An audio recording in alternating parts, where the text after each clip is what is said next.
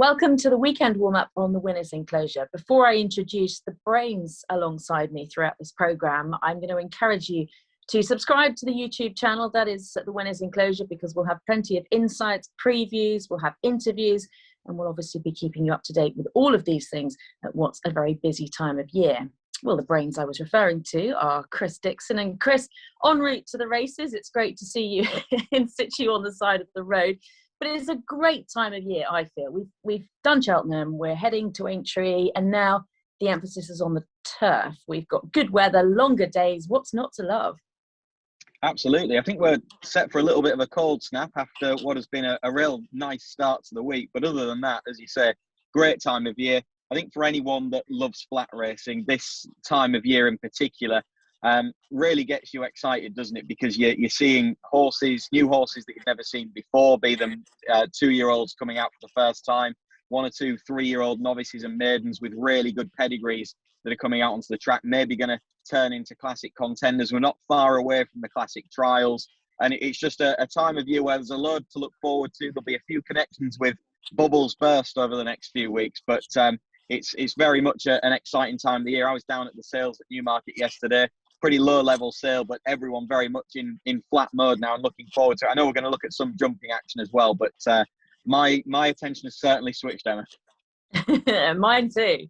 Well, let's focus on what's a really good card at LINFIELD tomorrow. We'll start by talking about the Easter Classic that takes place at 3:45. And once again, this does look like it's a clash between Bangkok and Forest of Dean. When they last met, Bangkok came out on top. He's subsequently been to Saudi Arabia. How do you think that this race will pan out? I think there's every chance that it actually pans out better for him than when he beat Forest of Dean here back in February in the Winter Derby trial. On that occasion, Forest of Dean was in the perfect spot, really, and Bangkok still managed to overcome the run of the race and get the better of him. And I think he'll do the same thing once again. Obviously, they missed the Winter Derby with the view of going over for the big money in Saudi Arabia, and who can blame them, really? It wasn't to be for him on that occasion. He didn't run his race, but that was a different type of race, different type of surface, all the travelling, and obviously in beaten by Mishraf, who's come out and boosted the form in Dubai since then.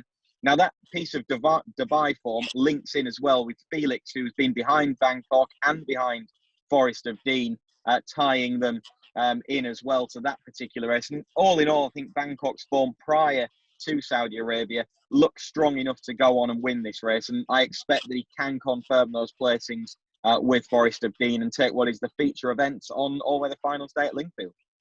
Do you think this race is just about those two?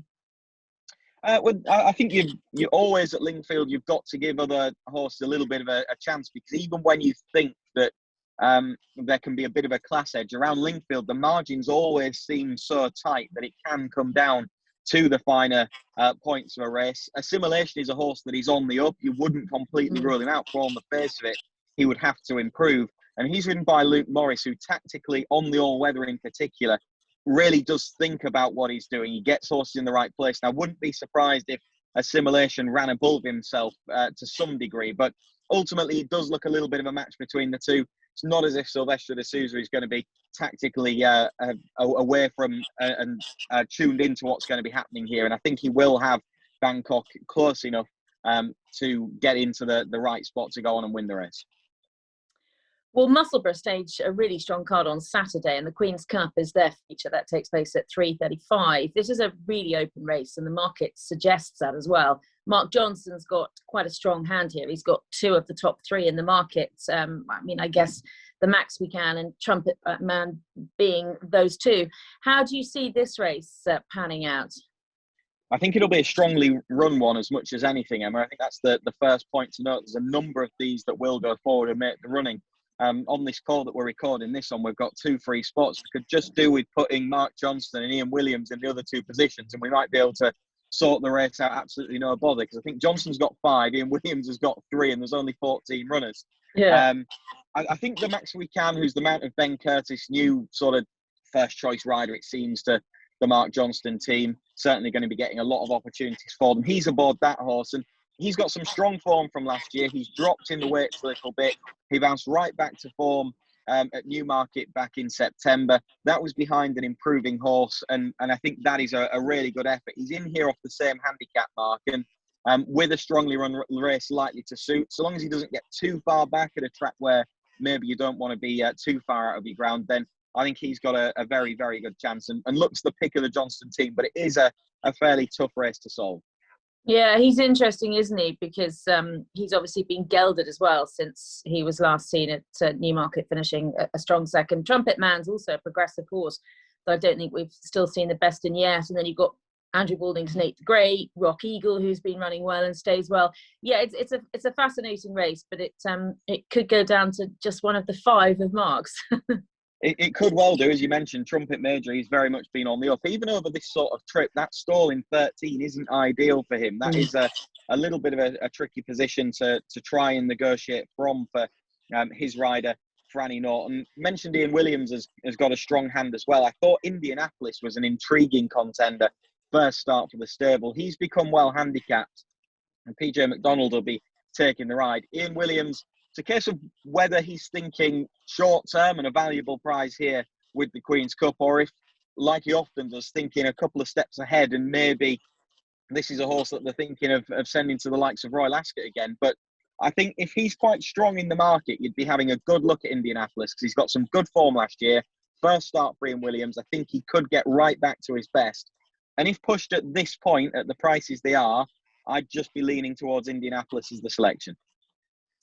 Okay, the Irish National at Fairyhouse on Monday provides a late afternoon treat, so that doesn't get underway till 5 o'clock, and there look to be potentially quite a few well-handicapped horses here. Obviously, at this stage, it's slight guesswork for us because we don't have the confirmed lineup as yet. But Sempo, latest exhibition, they're just a couple to throw in the mix that you'd think will turn up with big chances. Yeah, and if you take latest Monkfish out the equation, then latest exhibition's a multiple winner over the course of the last 12 months, isn't he? He's been a bit unfortunate to be knocking heads with the star novice staying chaser in Ireland in Monkfish. So with him out of the way, yes, he's got a locky enough mark of 153, but I think it's a mark that latest exhibition is probably better than. In truth, I don't know whether he's guaranteed to stay or not, but he's always been campaigned as a strong staying horse, and he must go into this with a very good chance for all that he has his stamina to prove. So I wouldn't really put anyone off him. Sempo has been prepping for this race over much shorter distances, but has form over longer trips in the past. And I thought Augusta Gold was an intriguing runner, starting out for Willie Mullins. Won an Irish Grand National trial at Punchestown last year in February. So obviously, at that stage, the plan was to be running in last year's Irish Grand National, which we didn't get. Since then, 2 runs over shorter distances, the most recent one coming over hurdles. Those runs suggest that she's at least as good as ever, if not better. And I think that she could be better than a mark of 146, starting out for Willie Mullins up in trip again. I totally echo everything you've just said, is what I've got written down. Augusta Gold being that, running over 2.5 last time out over hurdles, very interesting. And Sempo, well, we all missed the 33s that was available last week about this one, and is now looking like this one's probably going to go a favourite. So we'll move on to some best bets anytime during the next 3 or 4 days or so. What have you got up your sleeve? I think we're going to go head to head, Emma, potentially, just based on something you said earlier on. The one that I've come up with so far, away from the races that we've already discussed, is a horse called Jabberwocky, who runs in the Scottish Sprint Cup. Drawn in stall 10, trained by Eric Alston, won first time up last year, clearly capable of going well fresh. So the fact that he's been off since September and doesn't have a prep run behind him of no issue. He's dropped down to a good mark. He's a little bit lower than when he won on his return last year. He's got some good form off higher marks last year as well. And he's got a nice enough draw in stall 10. Now, there is going to be some competition on the lead, but he doesn't have to get to the front. And I'm sure that he will be well primed for this particular test. So they might set the race up for something else in behind, but I thought Jabberwocky looked extremely interesting there. And over at LINFIELD on all-weather finals day, I thought in the staying race that opens up the marathon, that opens things up, I like the look of Rainbow Dreamer for Martin Harley and Alan King. Successful at Kempton last time out on a horse that I think has got an excellent chance in that.